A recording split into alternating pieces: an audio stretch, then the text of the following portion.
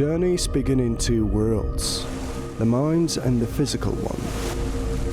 First as intention, then as motion. But the inner world and the outer world do not always move in step. Sometimes the mind arrives where the body never will. Bodies being recovered on 4 different days, including 12 last night. Some journeys grant neither arrival nor return. Nearly 500 migrants have died or gone missing since 2021. They end halfway across. Yet the movement does not stop. EU does not have the capacity to handle another major migration crisis. Across seas and borders, people continue to set out in search of safety, work, or another life. And over time, that movement has been captured. What once was a journey has become a system. Illegality wrapped in paperwork. Transnational crime behind the curtain. Borders broken by design.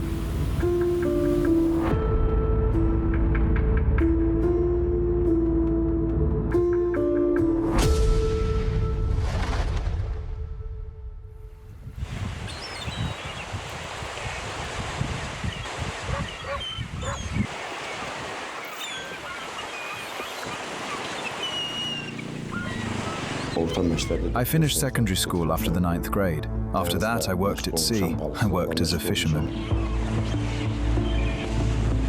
I am from the Nefchala district. For many years, I worked at sea in fishing. I also work as a captain on a vessel.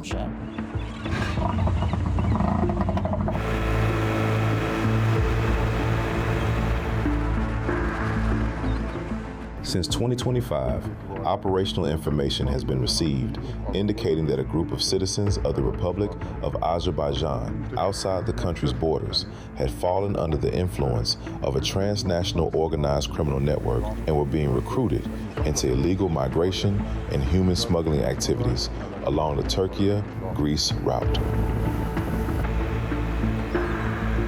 Journeys begin with a simple idea, a job, a future, a way out. Every year, millions leave what they know, chasing that idea. But not every journey is what it appears to be. Not every road is leading what it claims.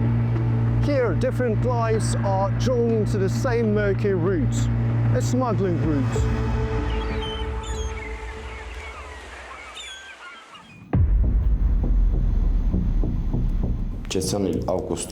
Last year, on August 9th, I met a man named Sharia on social media. He called me and invited me. He said there was a job in Turkey, taking tourists around to the Turkish islands. You've been a fisherman. You are a fisherman. You know these things. I said, yes, I do. About a year ago, I met a man named Hussein through social media. He offered me a job in the city of Marmaris in Turkey. They called him Ali Abi. He said there was a fishing job. I asked what the payment would be. They said I would be paid $3,000, so I agreed.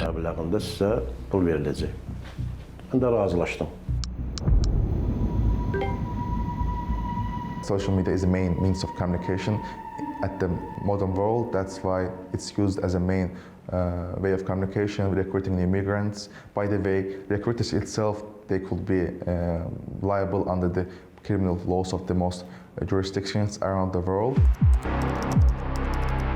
They're communicating through encrypted channels, which can be Telegram, which can be open source social media. We also see that sometimes they're even putting some sponsored ads on platforms such as TikTok, and they're selling packages, saying that if you want to just go through the land, it will be a few hundred euros. If you want to cross the sea, it will be several thousand euros. Every day we see sponsored ads offering jobs, but some of those offers come from illegal migration networks. Initial contact is often made through social media. recruiters identify people with relevant skills and approach them with what appears to be legitimate work. These individuals established contact with members of the criminal network through social media and were taken abroad under the pretext of being offered employment as ship captains in exchange for high salaries.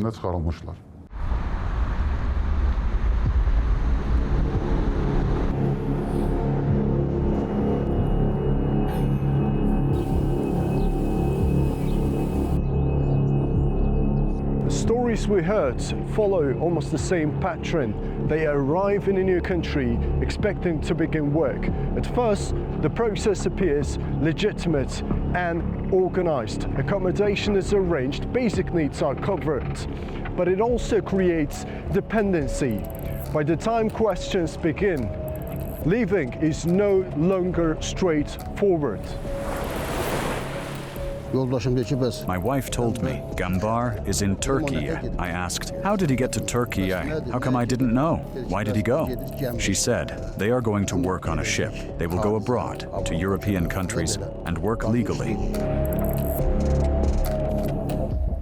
This job is always framed as a really easy job. They're giving all the details. You will be driving from this place to this place and we will be giving you this much of money.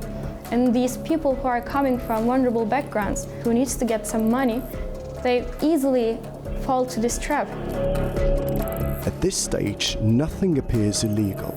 The offer is structured, travel is arranged, the process looks organized and credible. But in the end, when these people realize that this is a serious crime, they're already breaching the law, which results for a sentence to be in prison from 5 to 8 years. After about 2 months, he came home and said, "Mother, I want to see you before I leave. They will send us abroad by ship and pay us." I asked what he meant. He said, "If God wills, we'll go and come back within a week." They sent the plane ticket money to my son's card. I said, "Give me the phone, let me speak to him, I won't let you. Give the ticket back." Some states adopted laws on criminalizing the advertising on social media, recruiting migrants for smuggling or recruiting them to make them work in a better life, find a new job, even if the recruitment itself does not highlight directly that's the illegal migrant smuggling. International also criminalized the acts when transnational organized groups, they facilitate migrants to pass borders. They usually take some money, it's like commercial service. But that's the conduct which is criminalized and punishable under domestic laws of the many states. Honestly, I did not know who he went with until he had already left. Only later did I learn where he had gone and what had happened. I did not know he was going to Turkey for work. He never told me he would go somewhere else from there. Silence is part of the method. In these networks, the less people know, the easier the operation runs. And that is because these operations are not run by a single group, but by scattered actors who rarely know each other. They try to organize their operations as separate as possible. Some people arrange the recruitment, some people arrange the transportation, which can be inland or across borders, or even across the sea. So here we see that these people do not really have the chance to contact each other. So the chain, it's not operated by one single person. Instead, several different parts of the operation are conducted by different people. I went to Turkey, to the city of Bodrum. I stayed there in a hotel for 10 days. After 10 days, they said we were going to start the job. But when we went there, I realized I had been deceived. It was not the job I had been told about. When I arrived there, 2 men named Arzu and Zaman met me. They took me to what they called a boat, what we call a lotka. They said, "These are tourists. You need to take them to the island." But I realized they were not tourists. They said the job would be transporting tourists, but later I realized it was not about tourists. It was about taking illegal migrants across to Greece into Greek territory. This is the moment when the promise and the reality finally collide. the job they were offered is not the job they find. But in law, the key question is profit. Migrants themselves, they're not criminally responsible unless they are helping criminal organizations to succeed by smuggling others. Migrant smugglers make money for the service, for arranging them to pass the border illegally, but the human traffickers, they make the profit for a long time. Even after they move to new country, they still exploit either their bodies or exploit their employment to make profit.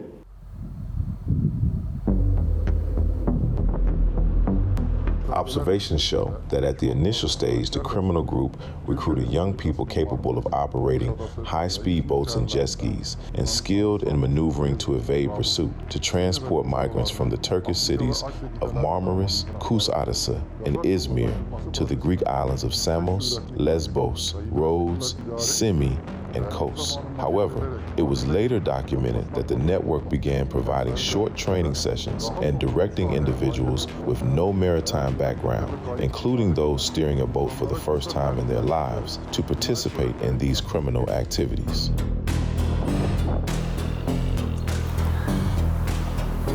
Right behind me is the outline of the Greek island of Lesbos, one of the main entry points for irregular migration into Europe.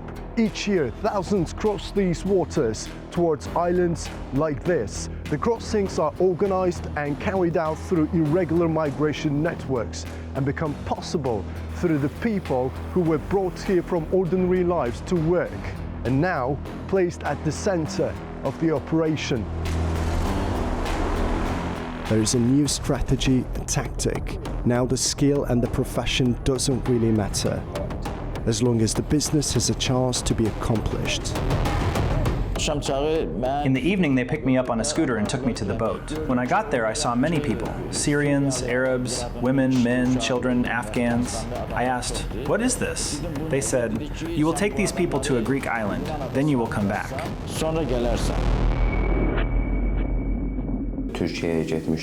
I had gone to Turkey. An Afghan man asked us for 1,200 euros. He said, "You will cross into Europe. Everything will be fine." Syrians, Afghans, Nigerians, people from all kinds of nationalities slowly started gathering there. 2 or 3 villas were completely full. After staying there for a couple of days, once the group was complete, they loaded us all into cars. They kept saying they would take us to a point. They said, "We will take you to the point. You will wait there. A ship will come and pick you up from there."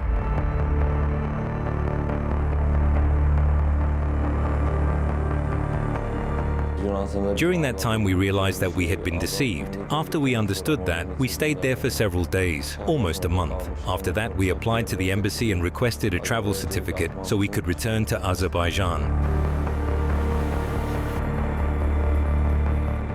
They are smugglers. They run people from Turkey to Greece. There were 17 people. They forced me to do it. They had my documents, so I had no choice. That is how I ended up doing this job.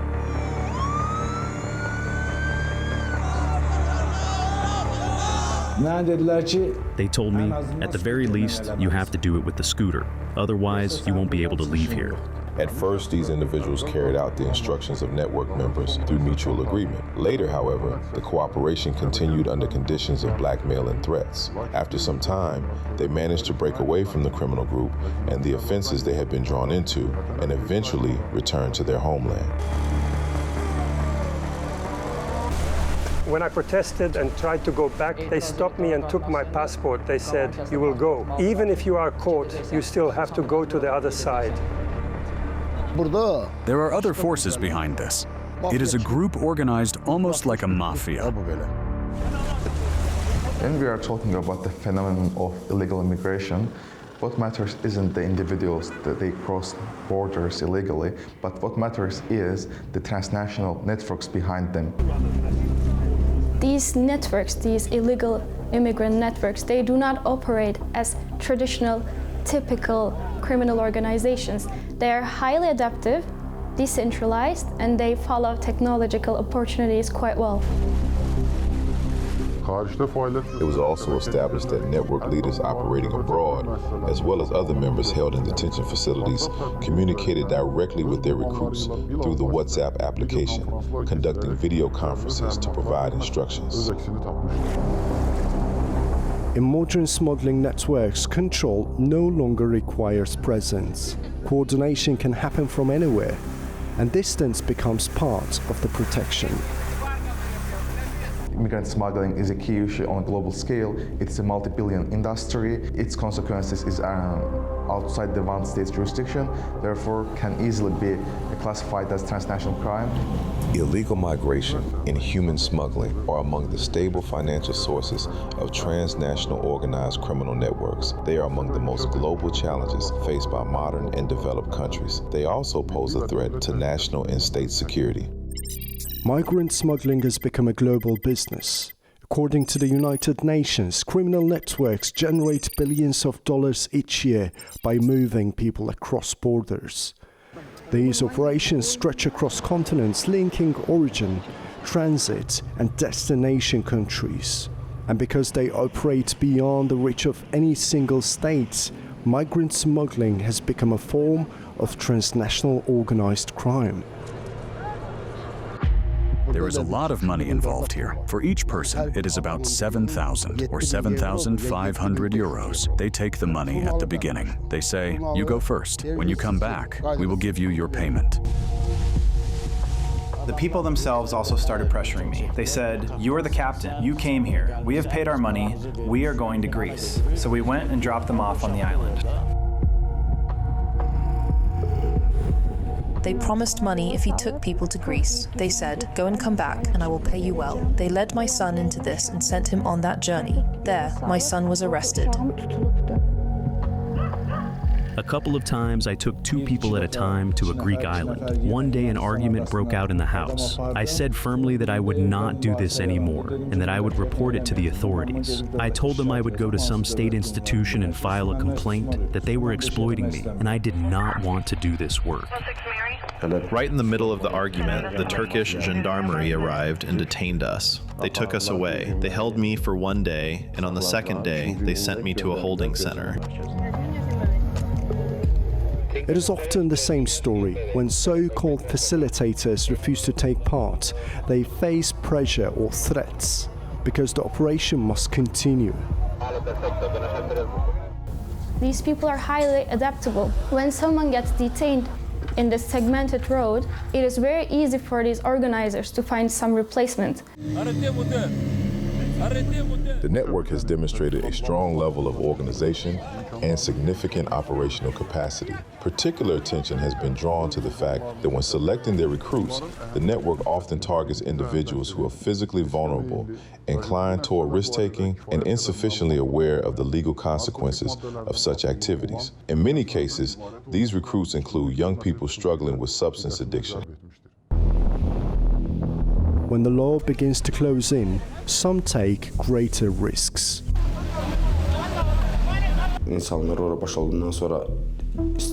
After I dropped the people there, I wanted to return. But the Greek Coast Guard put pressure on me, and I jumped onto the island. I stayed there for 27 days. After that, I had no choice. I found an abandoned boat on the shore, took it, and crossed back toward Turkey.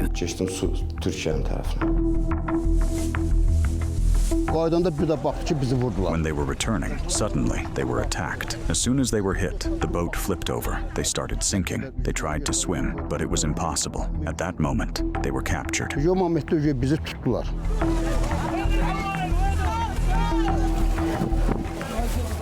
But after he left, not even a week, maybe 10 days later, I received a call. They said the boys were in Greek waters, heading toward Italy when the boat stopped, and my son sent a signal for help. Greek patrol units arrived and detained them. They seized the boat and took them away. He said, Mother, I have been arrested. I asked where? In Greece, he said. I asked why. He said, we crossed by boat as migrants and they detained me as the captain. They gave my son 22 years. And it doesn't matter if that perpetrator is Turkish or foreigner.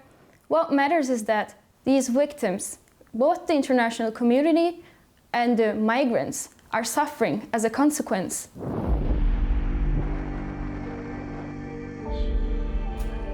Citizens of the Republic of Azerbaijan who participate in migrant smuggling as part of an organized group outside the country's borders bear criminal responsibility as they place the lives and health of citizens of other countries in a dangerous situation. Azerbaijani citizens who organize illegal migration from the Republic of Turkey to the Greek islands as part of organized groups inevitably face comparatively heavier punishment.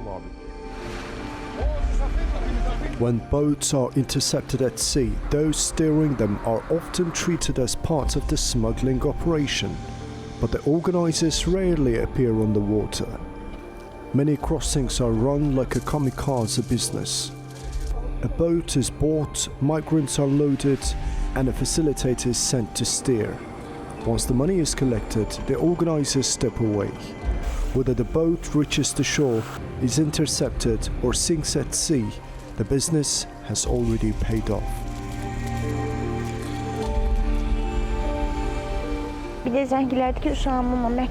Later, my son called and said, "Mother, I have a court hearing on the 10th. Then we heard the court had sentenced him to 6 years. That was very painful for me.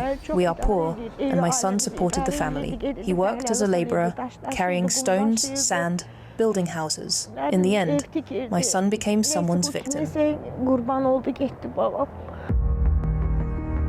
When he was first arrested, he was in a prison in Athens. Later, they moved him 3 or 4 times. At one point, they said he had been given life. Then he said he appealed, and it became 25 years. Later, they said 20 years. It is all confusing. I still do not know the exact situation. Then they come back thinking they will finally be paid. But everyone who goes there and comes back ends up like this. The criminal laws in most states uses the test called willful blindness.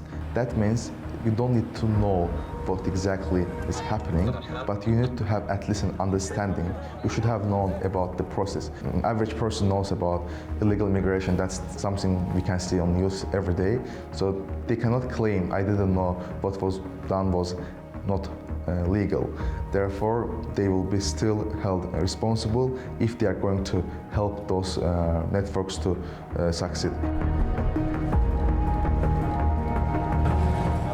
While I was there, I realized that many others like me had been deceived. They lure people with promises of high salaries, bring them there, and in the end, those people face the same fate that I did.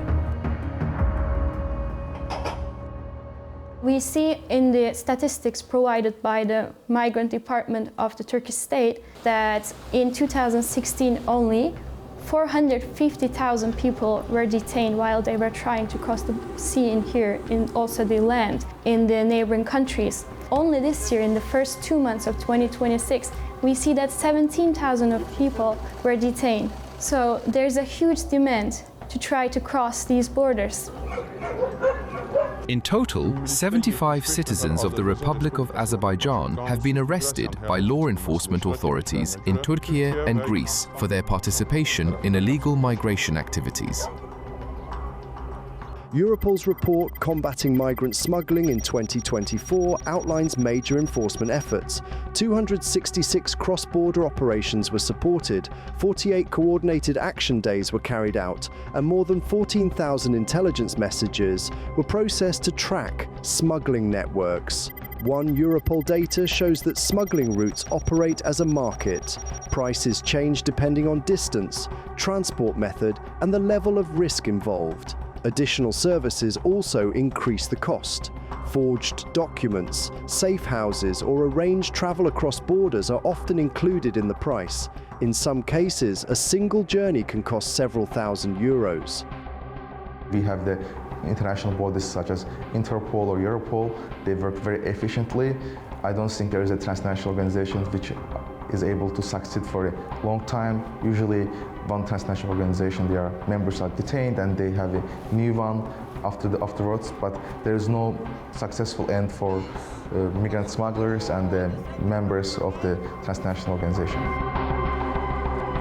On the international level, similar to many countries that adopted the UN Convention Against Transnational Organized Crime, Turkey also changed its criminal code to reflect the obligations arising from the convention, which means that under Article 79 of the Turkish Criminal Code, the people who are facilitating this business, who are benefiting from the vulnerable position of the migrants, they are facing sentences now in the court.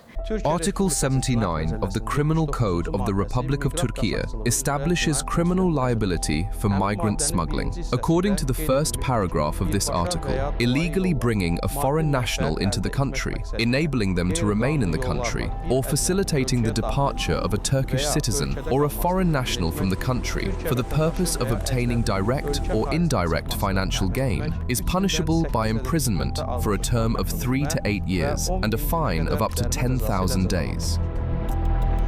But during this transportation process, if the victim's life is endangered, or if there's a degradation situation against the migrant, then their sentence gets increased by 2/3.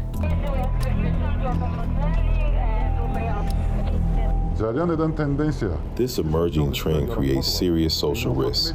The repeated association of Azerbaijani citizens with migrant smuggling in international media reports and official assessments is deeply undesirable. The State Security Service continues to implement comprehensive measures to prevent these illegal activities, including cooperation with international partners, preventive steps within Azerbaijan, and the application of necessary legal actions. Kompleks tədbirlərin həyata keçirilməsini davam etdirir. Citizens are warned not to engage in such criminal activities in exchange for financial or other benefits. Otherwise, they will face criminal liability and the penalty of imprisonment. The law measures crime in years and sentences.